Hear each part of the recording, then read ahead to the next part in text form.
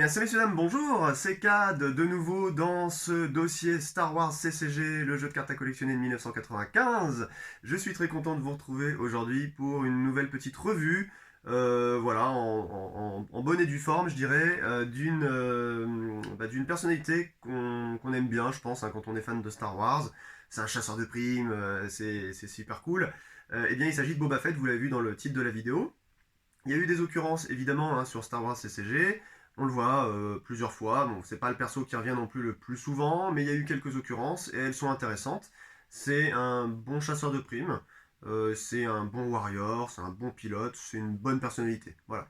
Donc dans ce jeu-là, quand ils aiment généralement un héros, vous l'avez remarqué, ils sont capables de le fumer un petit peu. Si vous avez vu ma vidéo sur Luke Skywalker, vous avez compris avec la version Death Star 2, c'est quelque chose d'assez remarquable. Alors on va commencer tout de suite.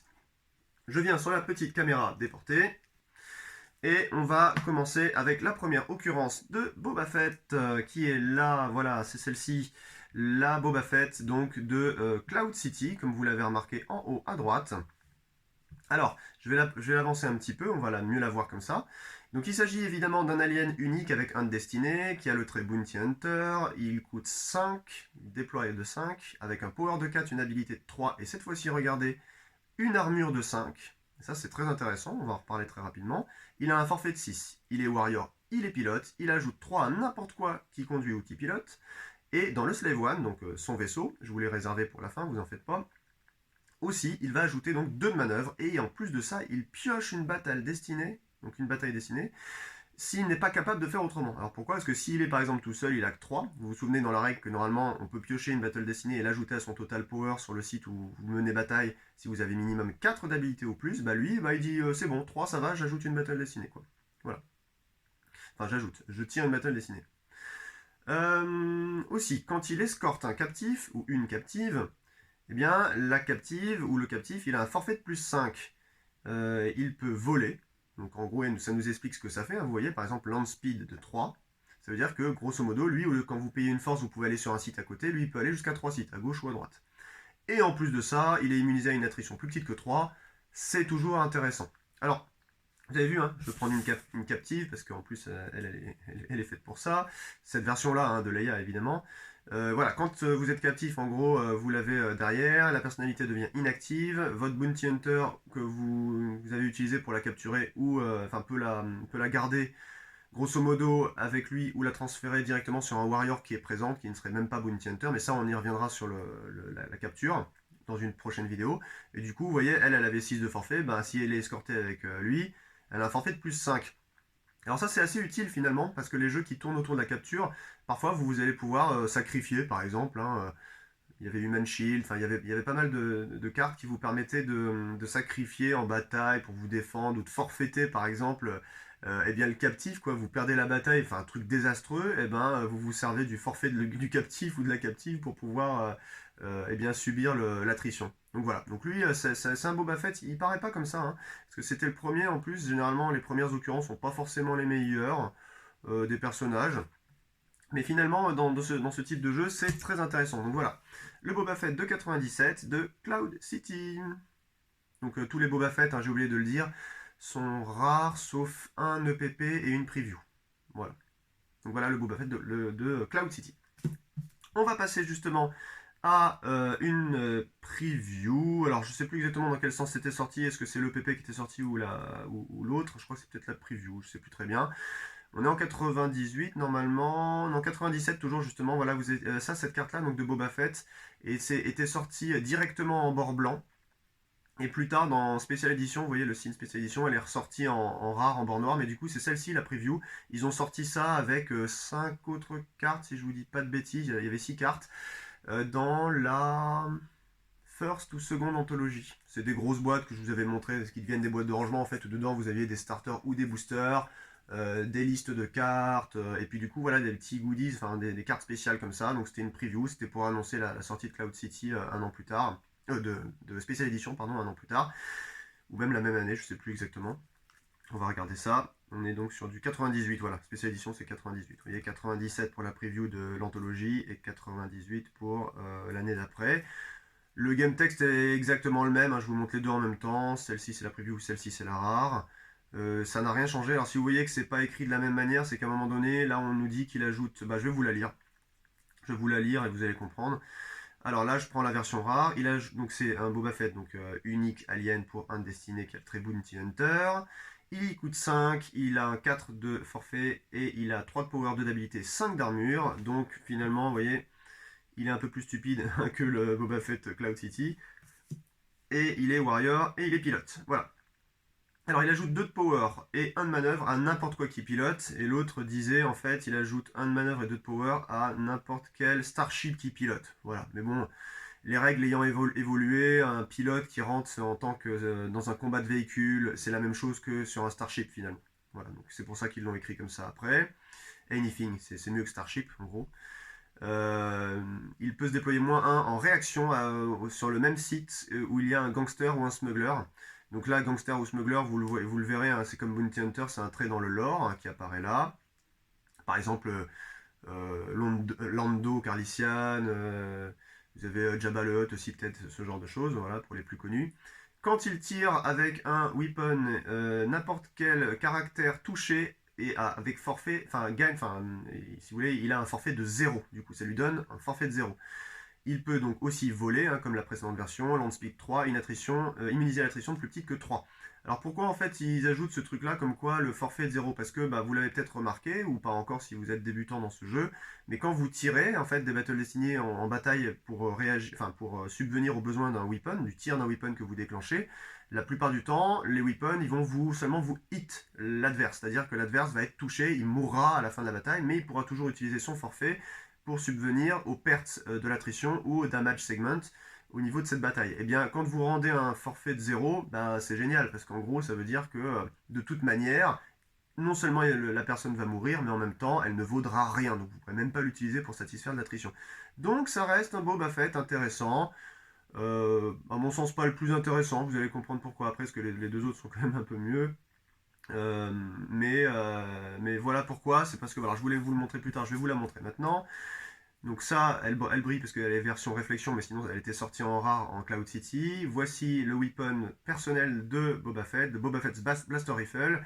Il est undestiné. En fait, il coûte 1 à déployer sur Boba Fett et il coûte 3 à déployer sur n'importe quel autre Bounty Hunter. Elle peut se déployer, donc cette arme en réaction. On peut targeter, donc on peut viser un caractère, donc une personnalité ou une créature ou un véhicule en payant 2 forces. Donc ça coûte quand même un peu cher. Hein. Et bon, à l'époque, c'était encore un ratio tolérable, on va dire, pour la méta et pour le style de jeu qu'on avait à cette époque-là dans le jeu-là. Donc, on paye de force pour tirer, on pioche une destinée, on ajoute 1 à cette destinée si jamais on tire sur un véhicule. Et sinon, ce qu'on a visé, donc le véhicule, la créature ou le caractère, il est touché si la destinée plus 1 est plus grande que sa défense value, donc de son armure, ou de sa manœuvre, ou de son habilité. Et en plus de ça, regardez, il peut tirer de manière répétée pour une force à chaque fois. Normalement, vous êtes limité à une utilisation d'arme par bataille de cette arme-là. Bah là, lui, il dit que non, pour une force, ça paye pour commencer. Donc quand même, ça reste... bon, c'est cher, hein, clairement, c'est cher. Heureusement qu'on peut le déployer pas que sur Boba Fett, mais sur autre chose. Généralement, ça rentre du coup sur un jeu plutôt axé Bounty Hunter. Mais bon, vous verrez dans le jeu qu'il y a d'autres armes qui sont spécifiques à une personne. Bah, c'est super chiant en fait à sortir si vous l'avez pas. En tout cas sur les versions du jeu papier. Après sur les sets virtuels, depuis voilà, ils ont fait des versions de trucs. T'as l'arme, tu peux aller chercher le perso qui va avec ou vice versa. Enfin voilà quoi. Mais voilà, donc du coup vous avez remarqué celui-là fait que c'est hit seulement, donc la personne meurt, mais le forfait n'est pas égal à 0. Du coup avec ce Boba Fett là, associé à ce Boba Fett là, bah, ça devient dévastateur. Parce que du coup, forfait 0 quoi. Voilà. Donc bon, ça reste quand même sympa. Vraiment, ça reste sympa. Voilà, allez, on va passer au suivant. Je vous présente donc le PP qui était sorti à peu près au même moment, peut-être un peu avant, je sais plus quand. 98, non, bah voilà, c'était un an après finalement. Enhanced Premier Pack, donc il est unique, il est toujours Alien, Bounty Hunter, Undestiné, il coûte 5, il a 4 de power, 3 d'habilité, 5 d'armure, il est pilote, il est warrior et il a un permanent weapon. Souvenez-vous, hein, ça fait partie de la série Vador avec son lightsaber, Luke avec son lightsaber, Obi-Wan avec son lightsaber, Leia avec son blaster et Han aussi, et il y avait donc celui-ci. Le Boba Fett avec le Blaster Rifle, il ajoute 3 à n'importe quoi qui pilote. Il ajoute une bataille dessinée s'il est avec Han ou Jabba, donc s'il est présent sur le même site, hein, c'est ça que ça veut dire avec, présent avec Han ou Jabba. Et il a un permanent weapon, donc unique, hein, qui est le Boba Fett Blaster Rifle, que vous avez vu tout à l'heure ici en carte standard. Où là, par exemple, elle est un peu augmentée parce qu'il peut targeter, viser, on va dire, gratuitement une créature ou un véhicule. Non, une créature ou une personnalité. Cette fois-ci, plus un véhicule, justement, il ne peut plus viser un véhicule. Mais il tire gratuitement. On tire une destinée, le caractère ou la créature est hit, donc il est touché, et le forfait est égal à 0 si la destinée est plus 1 est plus grande que la défense value. Donc vous avez vu hein, qu'entre la version permanent weapon du Boba Fett Blaster Rifle et le Boba Fett Blaster Rifle, il y a des différences. Et ça c'est vrai aussi, vous le verrez dans le jeu, sur plein d'autres choses. Il y a même des combo cards qui sont sortis en réflexion 2, qui combattent en fait deux interrupts ou deux effets, ou la plupart du temps c'est des interrupts. Quand vous regardez les effets qui étaient sortis, la plupart du temps c'est des vieux effets, première, new up, ce genre de choses, et ben ils n'ont pas exactement le même game text. Voilà, c'est pour nerfer un petit peu ce que ça fait. Là, c'est pas vraiment un nerf, puisque vous voyez, on a effectivement nerfé au niveau du game text standard, on peut plus viser de véhicules, mais par contre, il y a un forfait de 0 qui tombe si vous touchez la créature ou le caractère. Donc ça reste quand même super bien. Moi j'adore celui-là. Hein. Vous l'avez, vous pouvez déjà faire un truc en bataille, c'est génial. Voilà. Donc le PP, Enhance Premier Pack de Boba Fett, le voici. Et pour finir, parce que oui, hein, il n'y en a pas eu non plus 36 000, hop là, vous avez le Boba Fett qui est sorti en Réflexion 3, avec le petit Dark Maul en haut. Alors celui-là, vous allez voir, c'est de la folie furieuse. Un alien unique, toujours Bounty Hunter. Cette fois-ci, boum, voilà. 3 de destinée. Là, ça commençait à... Voilà, je sais pas ce qu'ils ont fumé, hein, c'est comme pour le Luke. Voilà, bref. 3, c'est pas non plus exceptionnel, vous allez me dire, mais bon, c'est toujours mieux que les 1. Il coûte 5, il a un power de 7, une habilité de 3, une armure de 5, il est pilote, il est warrior. Il ajoute 3 de power à n'importe quoi qui pilote. Il ajoute une battle destinée s'il est avec un alien ou un impérial. Et il ajoute même 2 battles destinées s'il est avec un autre bounty hunter, donc un autre chasseur de primes ou Vader. Je sais pas si vous imaginez le truc. C'est-à-dire que vous l'avez avec une autre personnalité, j'en avais tout à l'heure, je sais plus où est-ce que je les ai foutus. Si vous êtes avec une autre personnalité, tenez, on va prendre par exemple Nida, là, qui est à côté, qui n'a rien à voir. Mais il est impérial. Vous voyez, 3 et 3, 6, admettons qu'il n'y a que ça sur votre site, vous pouvez, comme vous avez 4 d'habilité, piocher une battle destinée et la rajouter à votre total power. Là, comme vous êtes avec un impérial ou un autre alien, il n'est pas seul, eh bien, vous allez ajouter une battle destinée. Ça veut dire que non seulement vous en tirez une parce que vous avez 4 d'habilité, mais vous allez en retirer encore une grâce à son game text.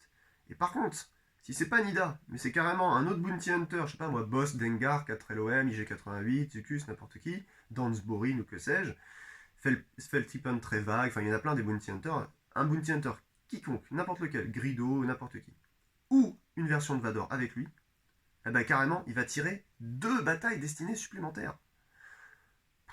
Ah ouais, non mais là, c'est. Et ben, vous allez voir, heureusement que c'est un petit peu nerfé. Ça, c'était les cartes à coup de maintenance, justement. Alors, il y a eu le Lando, que je vous avais montré dans une autre vidéo. Il y a eu un Chewbacca, j'ai eu un Blizzard 4 en Dark. Il y a eu, je sais plus qu'est-ce qu'il y a eu d'autre. C'est celle qui me passe par la tête. Mais en gros, regardez, il est immunisé à l'attrition plus petite que 5, c'est super. Et regardez, par contre, à la fin du tour, soit vous allez utiliser 2 forces, donc en gros, vous allez payer 2, soit vous allez perdre de force, donc vous allez perdre 2 forces de votre main, de votre reserve deck, votre force pile, votre use pile, ou alors soit, regardez là, le petit crâne de pirate, il est mort. Voilà, donc soit vous payez 2, soit vous perdez 2, soit il est mort à la fin du tour. Donc, le coût de maintenance, ça rabaisse un petit peu sa force. Disons que ça équilibre un petit peu la puissance de cette carte. Je sais pas si vous imaginez le truc, quoi. Dans un jeu où voilà, vous avez quelques aliens, déjà, dès que vous êtes avec un autre alien, vous avez au minimum 4 d'habilité. C'est en gros, vous piochez l'habilité normale et puis vous allez en piocher une autre. Puis s'il y a carrément un autre Bounty Hunter ou Vador, alors là, c'est fini. Vous tirez 3 destinées. Enfin, c'est n'importe quoi. Voilà. Donc, il est merveilleux, quoi, j'ai envie de dire, mais bon, ça fait partie, je trouve, même avec le coût de maintenance ici, ça fait quand même partie des cartes limite broken, quoi, limite complètement pété du jeu. Mais voilà, quoi, fallait en parler, c'était la dernière version hein, de Boba Fett qui existe en version caractère. Voilà. Et maintenant, petit bonus, parce que je ne l'avais pas fait pour les autres vidéos de Vador, de Luke ou autre. Je ne sais pas si vous allez voir ces vidéos dans ce sens-là. Enfin, vous le regarderez si vous êtes curieux. Je vais présenter quand même les trucs associés. Vous voyez, voilà, il y a le Slave One, donc qui est un véhicule, enfin un Starship, un Starfighter donc unique de 1 de Destiny. Il était sorti en rare sous Cloud City. Le petit signe bleu ici que vous voyez, c'est Independent Starship. Et puis là, vous voyez, il y a un astromech là, qui nous permet justement d'utiliser l'hyperdrive. Il coûte 5, il a un scomplink. Il a 4 de forfait. Donc ça, vous voyez, c'est pas un forfait tip top quand même. Mais par contre, il a 4 de power, 4 de manœuvre, 4 d'hyperspeed. Ça reste un vaisseau pour 5 qui est quand même relativement équilibré. On peut donc ajouter un pilote qui doit être un bounty hunter, donc un chasseur de primes, et 3 passagers. Donc il peut se déployer avec un pilote enfin en réaction. Donc ce que j'ai expliqué dans une autre vidéo sur la réaction, en gros, voilà, vous allez mettre directement le pilote, même si le pilote lui dit qu'il ne peut pas le faire, de se déployer en react, eh bien vous allez le jouer en même temps que ce vaisseau-là en réaction quelque part. Potentiellement c'est pas possible, mais là c'est pour réagir à une action de force drain ou de battle, par exemple. Il est immunisé à l'attrition plus petite que 5, si Boba Fett le pilote, et il a un ship docking capability. Alors ça c'est intéressant, on en parle un petit peu là, je sais pas si on y reviendra sur un autre point, mais en fait le ship docking capability ça permet d'accéder justement au fait de pouvoir faire des transferts de personnages dans les airs. Il faut qu'il y ait minimum un des 2 vaisseaux dans lesquels vous souhaitez faire passer un personnage via un autre qui est un ship docking capability. Alors la plupart du temps, c'est pas des petits starfighters comme ça, hein. C'est carrément des capital starship qui ont le ship docking capability. Mais là, vous voyez, ça fait à peu près la taille d'un starfighter classique comme un TIE, et pourtant il a un ship docking capability. Donc voilà, si vous connaissez un petit peu le monde, l'univers de Star Wars, si vous avez vu même peut-être la petite série Mandalorian qui était sortie en 2020, vous voyez, il peut faire rentrer un petit peu de monde quand même à l'intérieur. C'est pas juste un truc à une place ou un truc à 2 places, quoi. Donc voilà, c'est son vaisseau qui était sorti en Cloud City en rare. Et il y a une version du vaisseau spéciale qui est sortie dans le Jabba's Palace Enhanced, donc les boîtes améliorées. Et vous pouviez acheter ça. Et ça c'est super cool, c'est parce que c'est un vaisseau donc, qui est Boba Fett dans son Slave One. Un donc de destinée. Attention, quand vous avez ce genre d'unicité, ça répond aussi au caractère, je dirais, de logique de la règle sur les personas. Si vous avez Boba Fett dans son Slave One, bah si vous avez mis un autre Boba Fett, je sais pas moi, comme celui-ci, eh bien dans votre deck et vous voulez le jouer, bah c'est pas possible. Voilà, parce que vous pouvez pas avoir les deux en même temps, quoi. Voilà, c'est représenté par déjà sa personnalité qui est ici. Alors, et de souvenir, si on parle un petit peu de la replace rule, on ne peut pas le remplacer parce qu'il n'a pas vraiment de stats, si vous voulez. C'est pour ça que ça va vous bloquer. Il faudra attendre que lui crève. Si il est mort, c'est bon, ça va dans la lost, ça va. Par contre, attention, si jamais vous le faites retirer du jeu, il y a des cartes qui vont carrément retirer du jeu en fait une carte, ça peut être n'importe quoi, un starship, un caractère, n'importe quoi, ça va même pas dans la lost pile, c'est sorti du jeu, là vous ne pouvez plus jouer d'autres occurrences de Boba Fett, par exemple celles qui sont à pied comme ça. Donc voilà, faut faire gaffe à ça. Donc, les stats, il coûte 7, donc relativement cher pour un 4-4-4, donc 4 power, 4 manœuvre, 4 hyper speed. Il a 4 toujours de forfait, c'est là que ça pêche un peu. Independent Starship avec un Permanent Pilot et un Nave Computer. Donc, on peut ajouter 3 passagers. Le Permanent Pilot, c'est Boba Fett qui donne une habilité de 3. Il ajoute 3 de power et 2 de manœuvre et il pioche une battle destinée s'il n'est pas capable de faire autrement. Et il est immunisé à une attrition plus petite que 5. Voilà, donc ça reste quand même une bonne carte, parce que du coup, quand vous comptez, c'est 4 plus 3 de power s'il est tout seul, plus une battle destinée. Donc ça veut dire 7 plus une battle. Voilà, bon, ça c'est pas mal. C'est pour contrôler un petit système vite fait. Si vous voyez que l'autre a pas mis grand chose, il a une économie un petit peu moribonde, vous pouvez le laisser seul sans trop de danger en général. Mais voilà, bon, à titre perso, moi je joue rarement ça. Mais ça reste sympa, quoi. Voilà, Boba Fett dans son Slave One, et qui était sorti, donc c'était 99 peut-être. Oui, 99 Decipher, voilà, dans les Jabba's Palace Enhanced. Voilà, je repasse sur la caméra standard pour vous dire que cette vidéo touche à sa fin. J'étais très content de vous parler de ce personnage. J'espère que vous avez vu des trucs sympas, que vous avez regardé des cartes. J'espère pas avoir dit trop de bêtises. Et si c'est le cas, je le mettrai en errata ou je l'écrirai lors du montage. Voilà, en tout cas, je vous remercie énormément d'avoir encore suivi cette vidéo sur Star Wars CCG. Ça fait vivre un peu le jeu, ça vous fait vivre à travers ce jeu, ça me fait vivre à travers ce jeu. C'est très agréable. Je vous souhaite une très bonne fin de journée et je vous retrouve dans une toute prochaine vidéo très bientôt. Allez, salut! Coucou, c'est Cad, je reviens très rapidement en aparté sur cette petite vidéo en bonus. J'ai complètement oublié de vous parler de cette carte que j'adore, qui est le lieutenant Shekil. Le lieutenant Shekil, c'est une rare de Cloud City, et pourquoi je vous en parle dans cette vidéo de Boba Fett? Eh ben, c'est simplement un petit peu en hommage alors je crois que c'était en 2020, hein, c'était l'an dernier, par rapport au moment où je tourne cette vidéo, je crois que c'était en 2020 ou peut-être un peu avant, je sais plus exactement, mais en tout cas, voilà, c'est cet acteur-là, en fait, c'est Jeremy Bulloch. C'est le même acteur qui a joué le rôle de Boba Fett durant la saga de Star Wars. Et cet acteur-là, voilà, nous a quittés très récemment. Et donc, ce qu'il y a de marrant, regardez dans le haut, là, dans le... Alors, je sais pas si ça va fonctionner, je vais vous le montrer plutôt comme ça. Voilà, parce que la vidéo, sinon, ne sera pas dans le bon sens. Clac, voilà. C'est juste pour vous montrer, voilà, que dans le lore, c'est marqué... Hop, attendez, je vais essayer de faire la pointe. Oula, c'est compliqué quand on est debout. Voilà, donc dans le lore, il y a marqué, à la fin, qu'il est le demi-frère d'un mercenaire très connu. Voilà. C'était juste pour faire rêver un petit peu, voilà, en mémoire de Jeremy Bulloch. Allez, salut!